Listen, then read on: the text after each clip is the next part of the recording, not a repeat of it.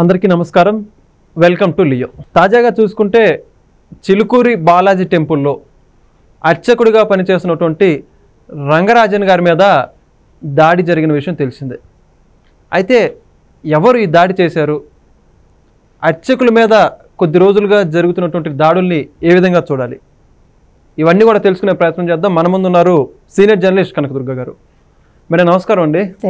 ఈ మధ్య చూసుకుంటే కొద్ది రోజులుగా ఈ యొక్క ఆలయాల్లో అర్చకుల మీద దాడులు జరుగుతున్నటువంటి విషయాలు తెలిసిందే.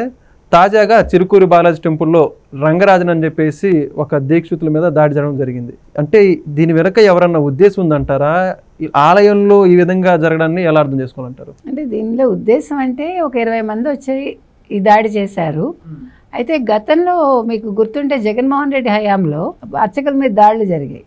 అంటే అక్కడ జరిగింది అంటే ఒక అర్థం ఉంది. కానీ రేవంత్ రెడ్డి గారి ప్రభుత్వంలో జరగటం అనేది ఆశ్చర్యంగా ఉంది. అంటే ఇందులో రేవంత్ రెడ్డి గారికి ఏం సంబంధం లేదు, ఇందులో ఏ పార్టీకి సంబంధం లేదు చెప్పాలంటే. ఇది ఏం జరిగిందంటే ఒక 20 మంది వచ్చి రామరాజ్య స్థాపనకి మీరు మద్దతు పలకండి అని అడిగారు. రామరాజ్య స్థాపన అంటే ఏంటి? హిందూ రాజ్య స్థాపన కింద తీసుకోండి మీరు. సో దానికి ఆయన ఒప్పుకోలే. తప్పే ఉంది అందులో, ఆయన అభిప్రాయం అయింది. ఇప్పుడు రామరాజ్య స్థాపన అనేది అవసరం అండి మనకి? అసలు రామరాజ్యం అనేది ఇప్పుడు సాధ్యం అవుతుందా? ఇప్పుడు మనం ఏ యుగంలో ఉన్నాం? కలియుగం అని అనుకుంటే కలియుగంలో రామరాజ్య స్థాపన ఎట్లా జరుగుతుంది పిచ్చితనం కాకపోతే? ఇప్పుడు రామరాజ్య స్థాపన అన్నారు కాబట్టి ఇది బీజేపీ వాళ్ళు అంటానికి లేదు. ఎందుకంటే రకరకాల మనుషులు ఉంటారు, రకరకాల సంస్థలు పెట్టుకుంటారు, రకరకాలుగా వాళ్ళ అభిప్రాయాలు వ్యక్తం చేస్తారు. అభిప్రాయం వ్యక్తం చేయడం తప్పు కాదు, కానీ ఆయన కాదన్నందుకు ఆయన మీద దాడి చేయడం తప్పు. ఆ దాడి చేసిందే కాకుండా వాళ్ళ కొడుకు పాపం అడ్డుకుందామని చూస్తే అతన్ని కూడా కొట్టారు. అంటే మనం అనాల్సింది ఏంటంటే ఎవరైనా సరే ఒక మతాన్ని అడ్డు పెట్టుకుని లేదు ఒక మత సంస్థను పెట్టుకుని వాళ్ళ అభిప్రాయాలు అనుకుంటూ వాళ్ళ అభిప్రాయాలు కాదన్నందుకు ఎదురు వాళ్ళ మీద హింసకు దిగటం, దౌర్జన్యానికి దిగడం తప్పు. అది ఏ మతమైనా సరే. మతం అంటే ఏంటి? ఒక వ్యక్తి అభీష్టం, అంతే కదా. దానికి సంబంధించి ఆయన ఇప్పుడు రామరాజ్యానికి ఆయనకి ఇష్టం లేదు. ఆయన వెంకటేశ్వర స్వామి గుళ్ళో ఒక అర్చకత్వం నిర్వహిస్తూ బాగా చదువుకున్న వ్యక్తి ఆయన. చిలుకూరు బాలాజీ టెంపుల్ చాలా ఫేమస్ అయింది. 11 ప్రదక్షిణాలు చేస్తే అనుకున్నది అవుతుంది. వీసా వెంకటేశ్వర స్వామి, ఇంకా చాలా పేర్లు వచ్చాయి. కానీ ఆయన ఏం ఆశించదు చేయట్లా. ఆయన తన వంశపారంపర్యంగా వస్తుంది కాబట్టి ఆ గుడిని పోగొట్టుకోకూడదు, అది ప్రభుత్వం చేతుల్లోకి వెళ్ళకూడదు అన్న ఒక లక్ష్యంతో ఆయన దాని అక్కడ పూజారి కింద ఆయన వచ్చారు, అక్కడ అర్చకత్వం చేయడానికి వచ్చారు. ఆయన హైలీ ఎడ్యుకేటెడ్, అందరికీ తెలుసు ఆ విషయం. కాబట్టి ఆయన ఏం ₹1 తీసుకోవట్లే ఎవరి దగ్గర నుంచి. సరే అదంతా ఓకే, కానీ వచ్చిన వాళ్ళు సరేనయ్యా మీకు రామరాజ్య స్థాపన కావాలి, అది మీ ఇష్టం, దానికోసం మీ పాటలు మీరు పడండి. ఒకళ్ళు వద్దు అంటే అది కూడా ఒక అర్చకుడని కూడా భావించకుండా మీరు అలాంటి వ్యక్తి మీద దాడి చేయడం అనేది ఎంత సమంజసం? అసలు మామూలు వ్యక్తి మీదే చేయకూడదు, అలాంటిది ఒక అర్చకుడి మీద చేయటం ఏంటి కదా.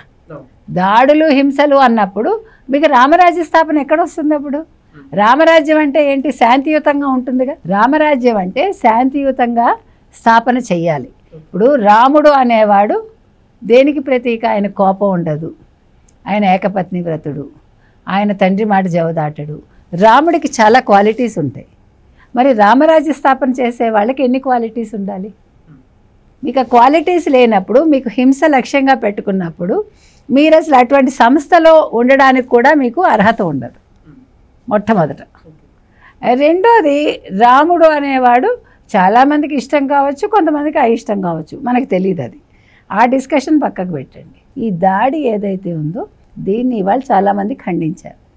బండి సంజయ్ ఖండించారు, కేటీఆర్ లాంటి వాళ్ళు అసలు ఈ జెండా ఎవరిది, ఎజెండా ఏంటి అని అడిగాడు ఆయన. జెండా ఎవరిది, ఎజెండా ఏంటి అనేది ఏమి ఉండదు. జెండా బీజేపీ జెండా కాదు మనకు తెలిసి. ఎజెండా అంటారా, వాళ్ళకి రామరాజ్య స్థాపన అనేది వాళ్ళ ఎజెండా, కానీ ఆ ఎజెండాకి తగ్గట్టుగా మాత్రం వాళ్ళ బిహేవియర్ లేదు. వాళ్ళు రామరాజ్య స్థాపన అన్నప్పుడు వాళ్ళు శాంతియుతంగా ఉండాలి, వాళ్ళు నచ్చితే వాళ్ళని చేర్చుకోవాలి, నచ్చకపోతే వాళ్ళని హింసించకూడదు. ఎందుకంటే అహింసా సిద్ధాంతం ఒక రకంగా రాముడిది. రాముడు రావణుడిని ఎప్పుడు చంపాడు? తనంతట తను చంపలే కదా. ఆ బాణాన్ని ఆ రకంగా వెళ్ళేలాగా వేరే వ్యక్తి చేశాడు. ఏది ఏమైనానండి, ఇవాళ ఒక రంగరాజన్ గారి మీద జరిగిన దాడి ఏదైతే ఉందో దాన్ని అందరూ ఖండించాలి.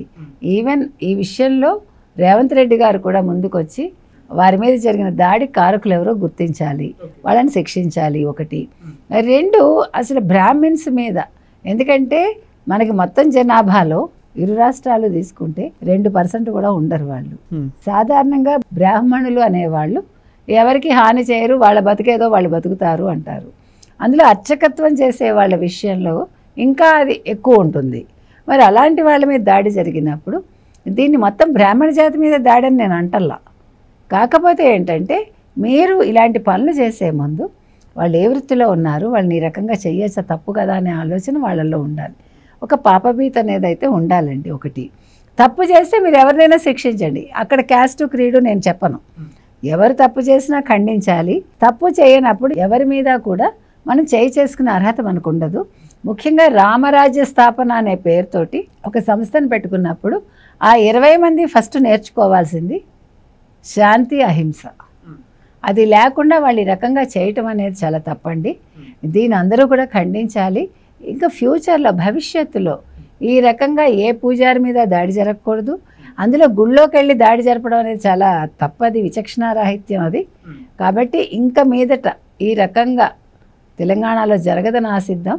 అదేవిధంగా ఇంతకుముందు ఆంధ్రప్రదేశ్లో జరిగింది, కానీ ఇప్పుడు గత 8-9 నెలలుగా అటువంటివి మనం వినలేదు, కనలేదు. కాబట్టి ఇక్కడ కూడా ఇంక మీదట జరగదు తెలంగాణలో. ఎందుకంటే తెలంగాణలో అందరూ సామరస్యపూరితంగా బతుకుతున్నారు. కాబట్టి దానికి విఘాతం కలిగించే ఏ వ్యక్తుల్ని కూడా ఈ ప్రభుత్వం వాళ్ళని అంటే ఉపేక్షించకూడదు. ఓకే. ఇప్పుడు ఇక్కడ ఇందాక మీరు చెప్పినట్టుగా రామరాజ్య స్థాపన కోసమే వాళ్ళు వచ్చారని చెప్పేసి అందరూ కూడా చెప్పుకున్నటువంటి విషయం.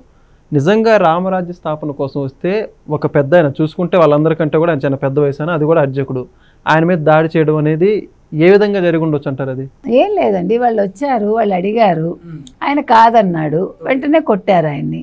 అసలు ఏమైనా అర్థం ఉందా? అప్పుడు వెంటనే ఆయనను ఆ చిలుకూరు బాలాజీ ఆలయం చైర్మన్ ఇద్దరు కలిసి వెళ్ళి పోలీసులకు కంప్లైంట్ చేశారు. మరి పోలీసులు విచారణ మొదలు పెట్టారా లేదా ఇంకా మనకు తెలియదు. ఎందుకంటే పోలీసులు కూడా అలసత్వం వహించకూడదు. ఏముందిలే పూజారే కదా, వాళ్ళు ఏదో కొట్టారులే ఆవేశంలో అని అనుకోకూడదు. ఎందుకంటే దేవుడికి సేవ చేసేది పూజారి కాబట్టి మనం పూజారికి కూడా ఒక గౌరవం ఇవ్వాలి. దాన్ని మనం వాళ్ళని కించపరచకూడదు, వాళ్ళ వృత్తిని కించపరచకూడదు. మనం చెప్తున్నది అది. ఏ వృత్తి అయినా దైవంతో సమానం అండి. అందులో దేవుడికి సేవ చేసే వాళ్ళు ఎవరైనా సరే, అది ఏ కులం మతం అని మనం చూడము. కాబట్టి వాళ్ళని ఇంకా బాగా మనం చూసుకోవాలి. కాబట్టి ఈ అంశంలో మాత్రం ఇది కావాలని వాళ్ళు చేశారు. నిజంగా వాళ్ళు రామరాజ్యం కోసం వచ్చారా, లేదు అలాంటి సంస్థ పెట్టుకుని వాళ్ళ ఉద్దేశాలు ఏంటి, అందులో ఎవరున్నారు, వాళ్ళకి ఇంకేమైనా మోటివ్స్ ఉన్నాయా, ఈ విషయం కూడా పోలీసులు గ్రహించాలి. ఓకే, చూద్దాం మేడం. దీని మీద పూర్తి విచారణ జరిపించి వచ్చినటువంటి వాళ్ళందరూ కూడా ఎవరు, వాళ్ళ సంస్థకు సంబంధించినటువంటి ఉద్దేశాలు ఎన్ని కూడా కనుక్కోవాలని చెప్పేసి ఇలాంటి వాటిని సాధ్యమైనంతగా ప్రభుత్వం అడ్డుకట్ట వేయాలని కోరుకుందాం. Thank you. Please subscribe to Leo News for more videos.